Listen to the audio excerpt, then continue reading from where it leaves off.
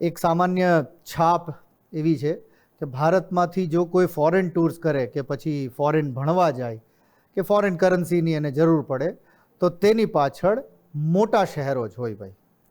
એટલે કે કોઈ બહાર જતું હોય તો એ મોટા શહેરનો રહેવાસી હશે, અથવા બહાર ભણવા જતા હશે તો પણ એ છોકરો કોઈ એવા જ પરિવારથી હશે કે જે પરિવાર મોટા શહેરોમાં રહેતું હશે. આ તસવીર હવે ધીમે ધીમે બદલાઈ રહી છે.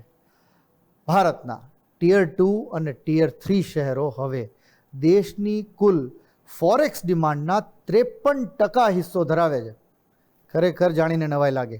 આપણને એમ થાય કોઈ ડોલર ખરીદવા જતો હશે તો એ શહેરમાંથી જ ક્યાંક એમને વિદેશ જવાનું થતું હશે. ટિયર 2 અને ટિયર 3માંથી હિન્દુસ્તાનના ડોલર્સની 53% ડિમાન્ડ છે. વિદેશી કરન્સીની માંગમાં નાના શહેરોએ મોટા શહેરોને પાછળ છોડી દીધા છે એવું એક સર્વેમાં બહાર આવ્યું છે. આ આંકડો થોમસ કુક ઇન્ડિયાના ફોરેક્સ રિપોર્ટ 2026નો છે. ફાઇનાન્શિયલ યર 2025-26ના ટ્રાન્ઝેક્શનનો એનાલિસિસ કરતો આ રિપોર્ટ કહે છે કે ડોલર ડિમાન્ડમાં હિન્દુસ્તાનના ટિયર 2 શહેરોનો હિસ્સો 41% અને ટિયર 3 શહેરોનો હિસ્સો 12% છે, જ્યારે મેટ્રો એટલે કે મોટા શહેરો સહિત ટિયર 1 શહેરોનો હિસ્સો 47% છે.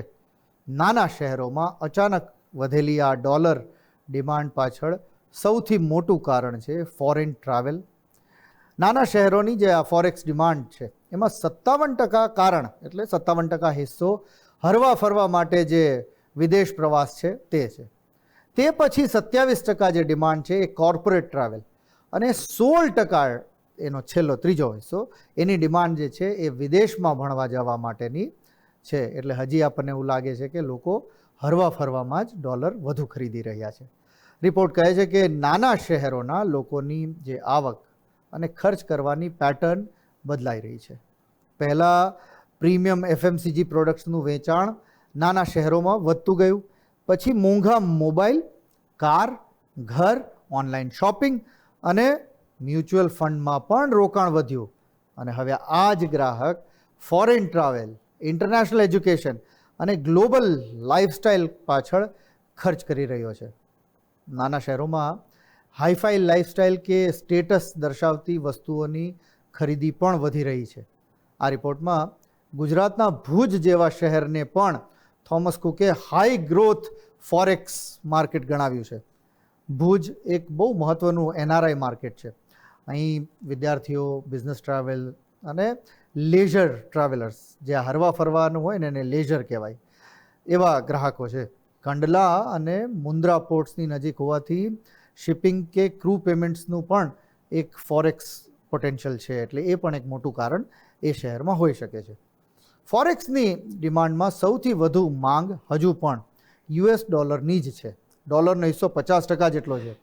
ત્યારબાદ યુરો અને પાઉન્ડ જેવી યુરોપિયન કરન્સીનો 25% જેટલો હિસ્સો છે. એશિયન કરન્સીનો 11% અને મિડલ ઇસ્ટની કરન્સી જે છે એનો હિસ્સો 9% જેટલો છે. ડિજિટલ પેમેન્ટ અને ડિજિટલ ફોરેક્સ આ ટ્રેન્ડને વધુ મજબૂત બનાવે છે. ડિજિટલ ઇકોનોમીનું જે આ એક્સપાન્શન થયું છે ને હિન્દુસ્તાનમાં, એ મારું માનવું છે કે ક્યાંક આ ટ્રેન્ડને વધુ મજબૂત બનાવે છે. થોમસ કુકના ડેટા પ્રમાણે તેના પ્લેટફોર્મ પર ડિજિટલ ફોરેક્સનો ઉપયોગ એક વર્ષમાં 25% વધ્યો છે, જ્યારે છેલ્લા 2 વર્ષમાં પોતાની જાતે ઓનલાઈન ફોરેક્સ બાઇંગમાં 50%નો વધારો થયો છે. ઓનલાઈન ફોરેક્સ બાઇંગ એટલે તમે ઓનલાઈન ગયા અને ડોલર્સ કે યુરો કે પાઉન્ડ તમે પોતે જ જાતે ઓનલાઈન પૈસા ભરી અને ખરીદ્યા. આખો ટ્રેન્ડ ભારતની ઇકોનોમી માટે એક મોટો સંકેત છે. ફોરેન ટૂર માટે કે ફોરેન યુનિવર્સિટીની ફી માટે અન્ય દેશોની કરન્સીમાં પેમેન્ટ કરવું પડે છે. નાના શહેરોમાંથી ફોરેન ટૂર્સ વધશે તો ફોરેક્સની ડિમાન્ડ પણ વધશે અને દેશમાંથી ફોરેન કરન્સીનો આઉટફ્લો પણ વધશે. લાંબા ગાળે જો વિદેશી કરન્સીનો આઉટફ્લો ઝડપથી વધે અને તેની સામે એની ઇનફ્લો ઘટે, જો આવક એટલી ન વધે, તો કરંટ એકાઉન્ટ અને આપણા રૂપિયા પર પણ એનું એક દબાણ, એક પ્રેશર આવી શકે છે. એટલે જ તાજેતરમાં મિડલ ઇસ્ટના જે ટેન્શન હતા એના વખતે પ્રધાનમંત્રી મોદીએ લોકોને ફોરેન ટૂર્સ ન કરવાની એક સલાહ આપી હતી. એનાથી ડોલર બચાવી શકાય.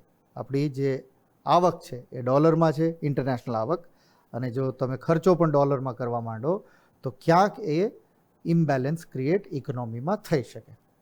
પણ થોમસ કુકનો આ રિપોર્ટ એ દર્શાવે છે કે હવે નાના શહેરો જે છે એ ઝડપથી પોતાના સપના પૂરા કરવા આગળ વધી રહ્યા છે અને તેના માટે ખર્ચ પણ કરી રહ્યા છે. એટલે સાચું કહીએ તો એક રીતના ખુશ થવાની વાત છે કે હિન્દુસ્તાનના નાના શહેરોમાંથી પણ હવે લોકો ક્ષોભ નથી અનુભવતા કે વિદેશ જવું છે ફરવા માટે અથવા ડોલરની જરૂરત છે. તો ક્યાંક ભણતરનું સ્તર પણ એટલું ઊંચું આવ્યું હશે ને તો જ લોકોને આ પ્રકારના સપના આવતા હશે ને. એટલે ઓવરઓલ આ એક સારું દ્રશ્ય છે. પણ હાલની પરિસ્થિતિ કે જેમાં હિન્દુસ્તાનનો રૂપિયો ક્યાંક પ્રેશરમાં છે, એવામાં જો આ ડોલર આઉટફ્લો વધે આવી ફોરેન ટૂર્સથી તો ક્યાંક ઇકોનોમીને એનું ખામિયાજો ભોગવવું પડે.